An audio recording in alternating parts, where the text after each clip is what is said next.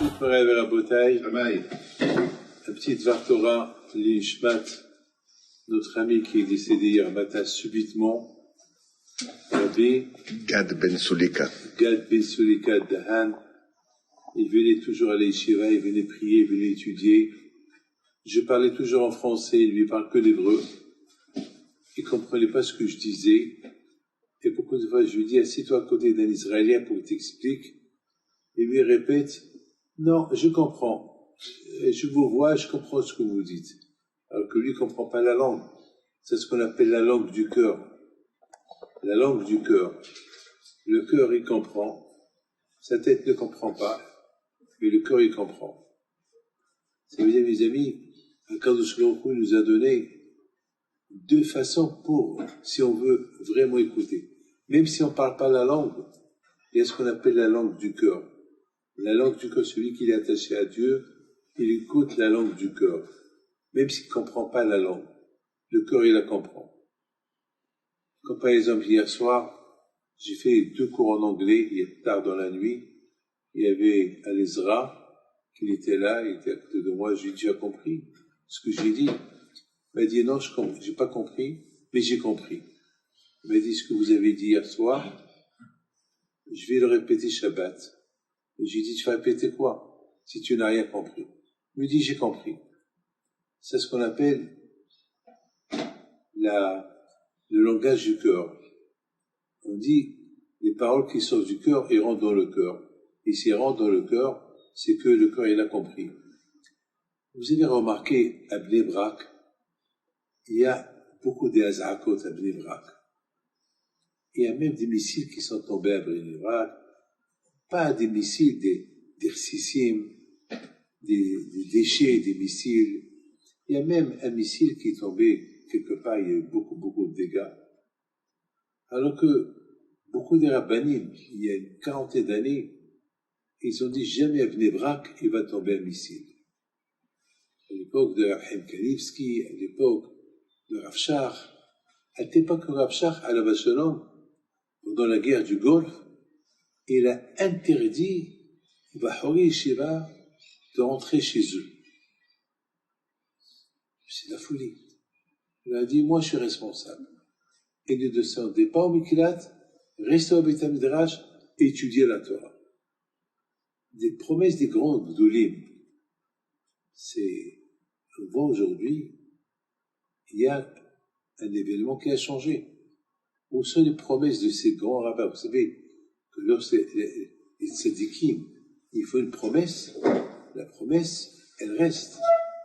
Et on compte sur eux. C'est écrit dans la Torah, Aminu Bashem Moshe Avdo. Les bénis d'Israël, ils ont cru en Hachem et en Moshe. Ce que Moshe dit, c'est comme si Hachem il dit. C'est tzadikim. La Gemara il dit, et Hachem Elokecha Tira, il faut avoir la crainte d'Hachem, et Hachamim ils ajoutent, et Tamid Hachamim. De la même façon que tu as la crainte d'Hachem, il faut avoir aussi la crainte de Hachamim. Donc, ce que Hachamim ils disent, on fait, c'est tout, on est aveugle. Ils disent. Beaucoup de fois, je teste des gens et résistent les épreuves dont je déteste. Après, je leur dis, non, là, je vais m'amuser. J'ai voulu simplement vous tester. Mes amis, les tzadikim, ce qui sort de leur bouche, c'est kadosh. C'est comme c'est un kadosh Baruch Hu. C'est lui qui dit. C'est comme ça. Alors, mais qu'est-ce qui se passe maintenant? Cette année-là, depuis le 7 octobre, on voit même à Bnei Brak des missiles qui tombent. Et malheureusement, mes amis, Bnei Brak, c'est un endroit de Torah. Depuis la Haggadah, depuis Rabbi Akiva, et Rabbi Elazar Rabbi Tarfon, שהיו מסובין בבני ברק, depuis ces tzadikim-là, Rabbi Akiva, Bnei Brak, c'était un makom de Torah. C'est un makom de Torah. Alors, tant qu'il est un makom de Torah, les tzadikim, ils peuvent promettre des promesses. Et malheureusement, aujourd'hui, à Bnei Brak, ils commencent un peu à pas tous à suffire l'homme, pas tout le monde. Aujourd'hui, Bnei Brak est devenue une ville que, alors, il manque beaucoup de choses, il manque beaucoup de tsnéot, il manque beaucoup de Torah. Ça veut dire qu'il faut que ce soit la Torah Be'amal. Je ne veux pas les juger, mais il faut que les gens qui habitent à Bnei Brak, il faut qu'ils font un hishwa un nefesh. Il faut qu'ils fassent un bilan de conscience. Pourquoi les promesses des grandes tzadikim qu'aucun missile n'atteindra Beth Hamikdash, pourquoi c'est plus le cas? Par la bouteille, Hacham me dit, on voit qu'on a des problèmes, il faut ouvrir les yeux, il faut voir pourquoi. Regardez, Ra'anana, c'est une ville de gauchistes, c'est pas une ville de Torah, Ra'anana. Et Baruch Hashem, mes amis, Ra'anana, elle avance. Elle avance. On n'a pas vu Baruch Hashem beaucoup des Azrakot Ra'anana comme d'autres villes. Et Baruch Hashem, on voit. Pourquoi? Parce que d'une ville gauchiste, où il y a des kolélim, où il y a de la Torah, regardez ce matin-là, on n'a pas dormi toute la nuit, avec les sirènes, et voilà, on est venu prier. Pas que là, partout, les gens vont prier. Et on voit que le Sachim, il voit qu'on fait des efforts, alors que je suis au fond, lui aussi, il fait des efforts avec nous. Je vous dis simplement une chose, quelque chose d'extraordinaire. Hier soir, je devais enregistrer 2 cours en anglais. 2 cours parce que, vous savez, aujourd'hui, je ne peux pas faire des cours, alors je fais sur Zoom et j'enregistre et j'envoie. Mais j'ai prié à Kadosh Baruch Hashem, tu peux m'aider, au moins jusqu'à que je termine ces 2 cours-là. Ils peuvent avoir des hasards. Pas avant, je t'en prie. Pas avant. Comme ça, parce que maintenant je suis chaud pour les faire. Et bon, Hachem, je ne sais pas si c'est la prière qui a fait ça ou non, mais non, là, elle est mon âme. Oui, c'est la prière qu'elle a fait ça. Et je suis quoi? Je suis que David Pinto. Chacun de nous, il est que lui. C'est Lévi, c'est Bouzaglo, c'est Bessoussan. Chacun, c'est Alezra. C'est chacun de nous, il a un nom. Et chacun de nous, il a l'émona. Et chacun de nous, il peut dire, oui, j'ai prié, et Hachem m'a écouté. Oui, Hachem est là pour écouter.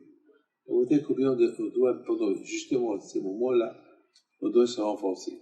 Après une nuit qu'on n'a pas dormi, et ce matin, je ne savais pas quoi faire. Je me lève, d'ailleurs, le réveil, je ne l'ai pas éteint, j'arrivais pas à l'éteindre. J'étais mort, parce que j'ai pris un cachet pour dormir, et après, je me suis réveillé, donc ça a fait l'effet contraire. J'ai pris un autre cachet, alors 2 cachets, alors j'étais drogué à 7h moins quart, j'arrivais même pas à lever les mains pour l'éteindre. Et après, j'ai commencé à réfléchir. Il faut que je me lève, dire Mizmor Toda. Merci Hachem, avec toute cette nuit de bombes, de missiles qui pèsent 1,5 tonnes, et bon Hachem, ils n'ont pas fait de dégâts. Il faut te lever et dire merci Hachem, David. Et ça m'a donné il faut toujours trouver des sibotes, des raisons pour faire la guerre au Tzahara. Parce que le Tzahara, si tu ne donnes pas les sibas pour faire la guerre, il faut être armé. Il faut être armé. Il est armé avec des raisonnements. Lui, tu dis dormir parce que tu n'as pas dormi toute la nuit. Ça, tu réponds, mais je dois me lever pour dire, Bismillah Toda. Merci Hachem. Je suis obligé. Attends, Itzer, toi-même, tu fais la prière au bon Dieu. Toi-même, il faut. Et non, c'est ça, il entend ton argument. Je lui dis, bon, allez, lève-toi. Allez, je te laisse, lève-toi. La bataille, combien parmi nous ont fait la prière parce qu'on entend des sirènes? Il ne faut pas prier pour que le bon Dieu nous protège, il faut prier pour que le bon Dieu protège tout le monde. Il ne faut pas prier que seulement ta peau soit protégée et tu ne penses pas à d'autres, il faut penser à d'autres. Il faut demander à tout le monde. Voilà la bataille, quand je vais au cours, il continue à faire avec nous des miracles, et quand je lui fasse, que la station se renforce dans la Torah, et voir Mashiach venir avec